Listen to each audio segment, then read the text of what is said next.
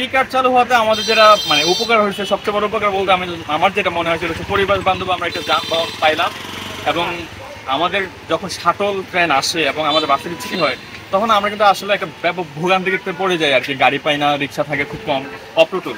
তো সেই জায়গায় এই কার্ডটা অনেক বেশি এফেক্টিভ হতে পারে স্টুডেন্টদের জন্য।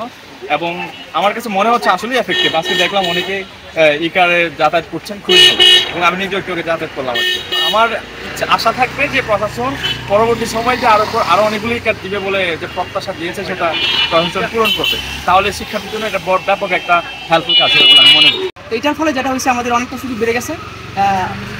সিএনজি বলি বা হচ্ছে অটো বা বিভিন্ন ধরনের রিক্সা জাতীয় যারা ভ্রমণ করা হতো আমাদের, আর এই তাদের যে একটা সিন্ডিকেট ছিল বা ভাড়ার যে একটা ছিল আর কি, সেটা আমি মনে করি যে ই কার্ড চালু হওয়ার ফলে ভেঙে যাবে আর কি। পরবর্তী সময়ে প্রশাসন থেকে যে আশ্বাস দেওয়া হয়েছে আমাদের যে আরও ই কার আমাদের যোগ করবে, আমি মনে করি হচ্ছে যে এই কারগুলো যোগ করলে আমরা হচ্ছে যে নির্বিঘ্নে যাতায়াত করতে পারবো।